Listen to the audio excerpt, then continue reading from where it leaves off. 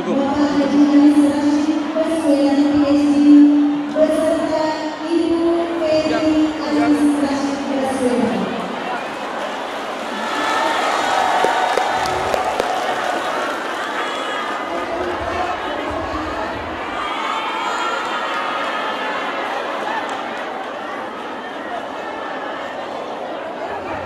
BKMT,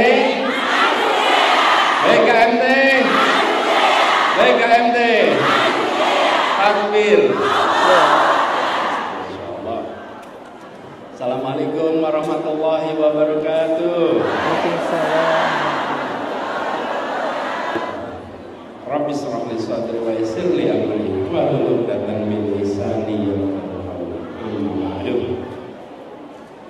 Yang kita sama-sama hormati, yang menjadi rujukan dan pembina penerus Ketua Dewan Pembina BKMT, Kakanda Profesor Dr. Haji Dailami Firdaus. Semoga beliau selalu diberikan kesehatan dan panjang umurnya. Yang saya hormati Ketua Umum BKMT Dr. Hajah Sifa Fauzia, yang Masya Allah energinya luar biasa, bukan hanya aktif di Jakarta tapi keliling ke seluruh Indonesia.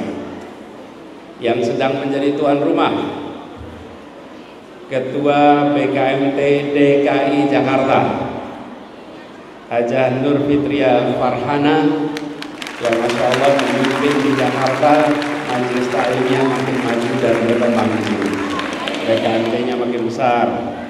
Juga yang saya hormati Ketua Majelis Taklim Kaum Ibu Asyafiyah Hajah Lili Kamalia Ihsana, serta para ustazah keluarga besar BKMT yang kalau disebut namanya dari yang ada di sini luar biasa panjang semua di sini, banyak ustazah-ustazah yang barat, timur, utara, timurnya juga Ustazah Atifah Hasan timur, dan semua saja mohon izin tidak disebut nama satu persatu.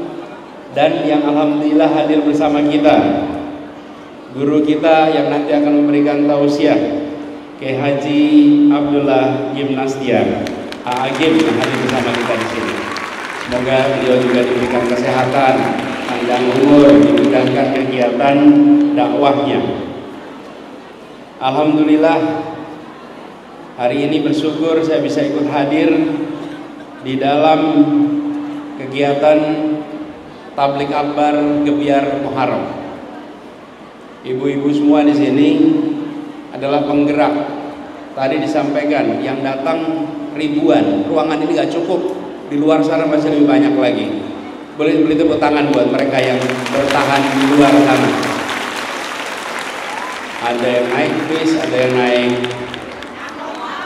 angkot, motor, odong-odong. Untung odong-odongnya kesini, nggak muter-muter aja ya. Tapi memang itu ibu-ibu kalau sudah ada yang dituju, semua pasti bisa dijalankan, betul nggak? Apalagi untuk kegiatan PKMT, betul kan? Semua daya upaya dikerahkan. Tadi dibilang ibu-ibu di sini umurnya mungkin berapa umurnya rata-rata di sini? Umurnya berapa bu rata-rata? Ini tulisan di KTP boleh 50-60, tampilan 25. Ya. Tadi kan dibilang semangatnya umur berapa? 25, tampilan 25, KTP simpen aja, gak usah ditunjuk-tunjukin. Yang kelihatan wajah penuh semangat yang selalu muda dari ibu KMT, ya kan? Iya, karena gini Bu, tua muda itu ada nggak kriterianya? Nggak ada. Jadi kalau dibilang tua itu kalau gimana? Nih, tuh si itu tuh udah tua. Gimana batasnya coba? Di rumah aja. Kalau anak umur 15 tahun di rumah aja tua. Coba ibu gimana tuh? Kalau muda gimana?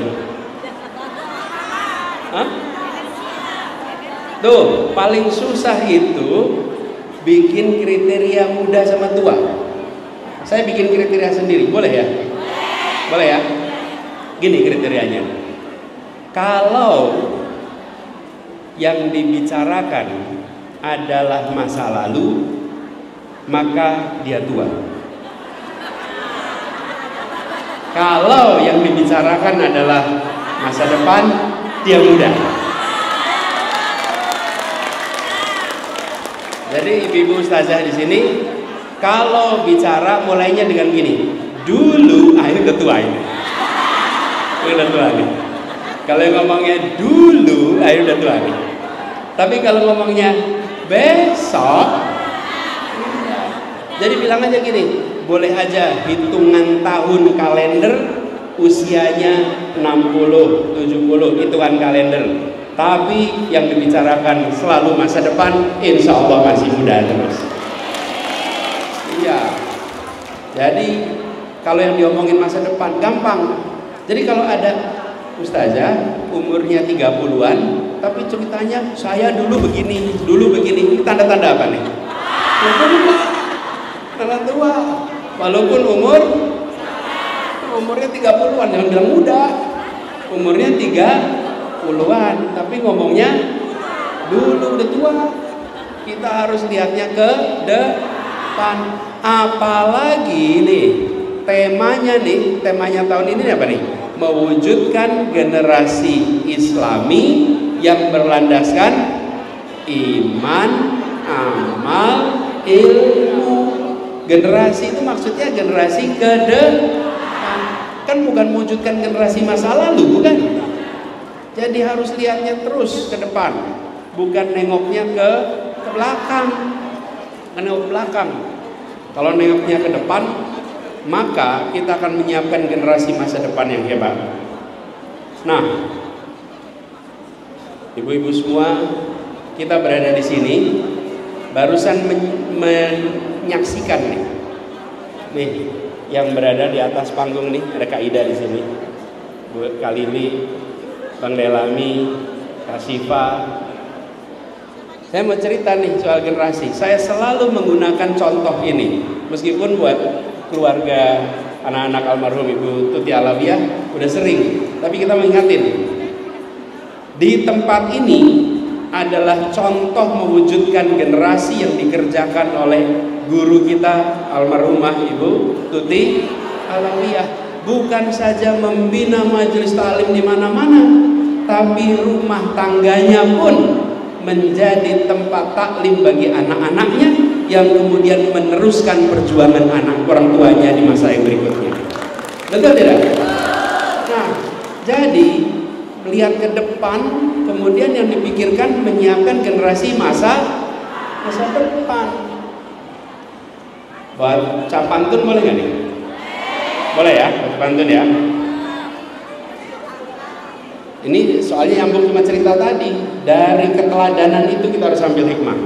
Jalan-jalan ke pasar minggu, tak lupa beli lumpia. Senang sekali bisa bertemu teladan kita Ibu Tuti Alawiyah. Nah, sekarang kita terusin nih, semua yang di sini lagi menerusin. Tapi yang tidak kalah penting nyiapin generasi ke depannya nih. Tantangan kita di situ. Tantangan kita memastikan bahwa ya di rumah, ya di luar kita bisa menyiapkan generasi masa depan yang lebih baik. Dan kita semua merasa bersyukur, saya juga bersyukur sekali. Selalu ketika ada acara PKMT dapat kesempatan hadir. Saya kalau diundang PKMT insya Allah selalu hadir di sini. Saya bikin pantunnya juga nih. Ada anak senang main HP, buka aplikasi untuk hiburan. Terima kasih buat PKMT sudah mengundang Anies Baswedan. Terima kasih sudah diundang. Cakep. Beneran cakep. Alhamdulillah. Alhamdulillah. Bukan pantunnya, bukan orangnya. Pantunnya. Pantunnya nih. Jadi nggak apa-apa, bismillah. Nah, insya Allah PKMT nanti berusia bukan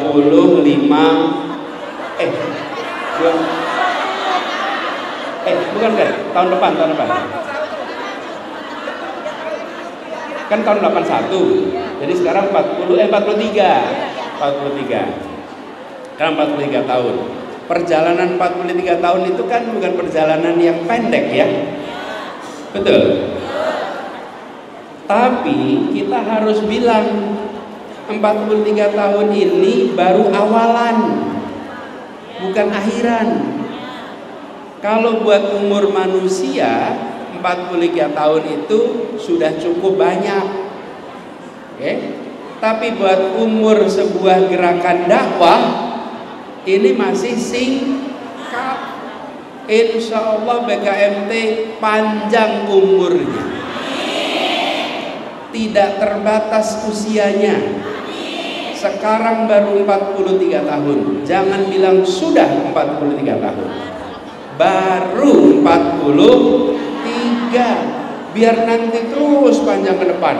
Dan itu artinya regenerasi terus menerus, menyiapkan generasi-generasi penerus berikutnya yang bisa membuat BKMT makin berkembang. Karena itu kalau boleh saya pesan, boleh ya pesan ya, jadikan BKMT ini wahana untuk mencerdaskan bangsa, tempat untuk saling mengkaji, membahas masalah-masalah yang ada di sekitar kita, sehingga peran BKMT selalu relevan dengan kondisi yang ada di sekitarnya.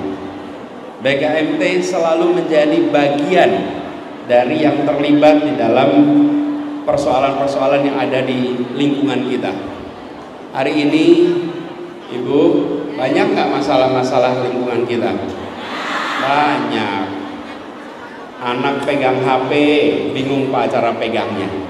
Pakai HP buat pinjam, pinjol. Terus ada juga judi online. Betul nggak? Ini dari alat begini aja nih muncul masalahnya banyak. Belum lagi porno. Tapi di sisi lain dari alat ini kita bisa dapat ilmu pengetahuan. Mau lihat peristiwa di mana saja bisa lewat ini. Betul nggak? Ibu kalau lagi berangkat umroh yang nggak bisa bahasa Arab, pakai alat ini buat ngobrol. Bener nggak? Jadi ini adalah alat yang bisa berguna positif, tapi juga bisa negatif. Nah, dengan kemajuan teknologi seperti ini, jangan sampai para ustazah ini tidak mengikuti perubahan teknologi. Nanti gini, anak-anaknya abad 21, ibu-ibunya abad 20. Betul gak?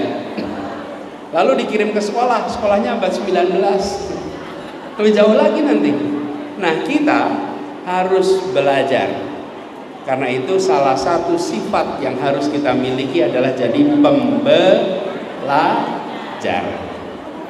Dan kita berharap, kalau boleh saya berharap di sini, mudah-mudahan nanti BKMT bisa merambah masuk ke media-media baru supaya bisa ikut mewarnai tanpa meninggalkan yang selama ini sudah dikerjakan, majelis-majelis taklim yang ada di tempat ibu bapak semuanya. Nah, mudah-mudahan juga Jakarta terus kita ingin kembalikan Jakarta menjadi kota yang membahagiakan bagi semua. Ya. Supaya Jakarta ini membantu memfasilitasi semua kegiatan keagamaan. Ini ibu-ibu yang punya majelis taklim di Jakarta waktu itu udah dibikin aturan loh. rumah yang dipakai untuk majelis taklim, rumah yang dipakai untuk kegiatan keagamaan boleh didaftarkan dan bisa bebas PBB-nya. Aturannya ada itu. Kenapa? Ada kejadian begini nih, karya Agim, ada kejadian. Ada satu orang utusan datang ke saya dan cerita majelis taklimnya itu sudah ada sebelum Indonesia merdeka di Tebet, Asam Baris tapi Asam Baris dekat nih, tetanggaan. Terus dia minta keringanan karena harus bayar PBB kalau tidak salah sekitar 75 juta. Saya bilang, Pak, ya ini majelis taklim sebelum kemerdekaan. Iya, ada catatannya sebelum kemerdekaan, surat-suratnya ada semua. Dari dulu majelis taklim. Karena dulu tempatnya Tebet itu kan di ujung ya. Sekarang Tebet itu di tengah. Harga tanahnya mahal. Lah majelis taklim segede-gede itu. Dan tidak dipakai untuk cari untung. Betul nggak? Tapi harus bayar pajak 75 juta. Jadi saya kemudian kontak sama Kakanwil Kementerian Agama, Pak, bisa nggak gini? Saya tidak punya kewenangan urusan agama, karena kewenangan urusan agama ada di Kementerian Agama. Tapi saya punya kewenangan untuk PBB. Saya akan berikan pembebasan pajak untuk tempat yang digunakan majelis taklim. Kementerian Agama yang melakukan verifikasi. Setuju? Dibuatlah aturan itu sehingga majelis-majelis taklim di Jakarta yang menggunakan rumah untuk kegiatan taklim dibebaskan dari PBB. Loh, itu rumah-rumah itu menjaga iman, Islam, akhlak, betul tidak? Kan harusnya negara bilang terima kasih, bukan malah negara ngasih pajak. Bener nggak, Bu? Kalau rumah itu dipakai buat bikin restoran, dipakai buat kos-kosan, dipakai buat usaha, nah keuntungannya dibagi, sebagian buat pajak, sebagian untuk dirinya. Tapi kalau kegiatan majelis taklim, masa harus seperti itu? Nah, ini menurut hemat kami cara yang harusnya dilakukan oleh pemerintah terhadap kegiatan-kegiatan keagamaan. Nah, mudah-mudahan nanti itu bisa kita teruskan lagi, ya. Jadi mohon doanya, Ibu semua, insya Allah kita sama-sama berjuang di Jakarta untuk Jakarta menjadi kota yang rahim bagi rakyatnya, kota yang melayani buat semua, bukan membebani bagi rakyatnya. Insya mudah-mudahan ibu-ibu semua selalu dalam keadaan sehat. Yang sedang ada sakit diangkat penyakitnya, yang dalam kesempitan rizki dilapangkan rizkinya, yang sedang dalam masalah keluarga diselesaikan masalahnya. Insya Allah dimudahkan dalam semua urusannya. Insya Allah anak-anaknya menjadi anak-anak yang qurrata a'yun, anak-anak yang soleh-solehah, dan menjadi ibu yang mengantarkan anaknya kepada jannahnya insya Allah. Dan semoga PKMT makin maju, seluruh keluarga besar dan penerus almarhumah Hajah Tuti Alawiyah diberikan kekuatan untuk membesarkan PKMT ini, menjaga PKMT ini. Bang Dailami, Kak Siva, Kak Ria, Kak Lili diberikan kemudahan dalam menjaga dan meneruskan. Begitu juga para ustazah semua di sini. Semoga selalu sehat, dimudahkan kegiatan dakwahnya, dan nantinya terus menjadi pintu pembuka pahala bagi keluarga-keluarga di seluruh Jakarta. Itu saja barangkali yang bisa saya sampaikan, kurang lebih mohon dimaafkan. Insya Allah kita jumpa di lain waktu. Ingat-ingat yang di sini masih muda ya, bener ya, masih muda ya. Ayo, cirinya muda apa? Masa depan. Kalau taklim jangan mulai dengan ngomong dulu. Nah, kalau dulu berketua nih, bicaranya ke depan. Siap? Nah, makasih semuanya. Assalamualaikum warahmatullahi wabarakatuh.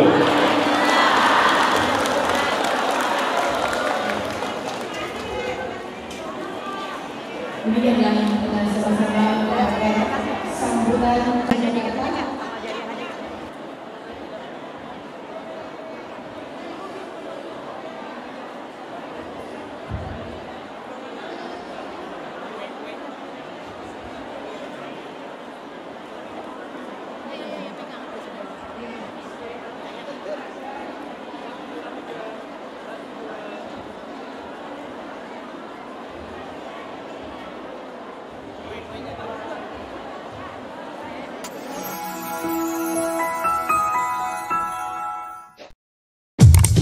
Jangan lupa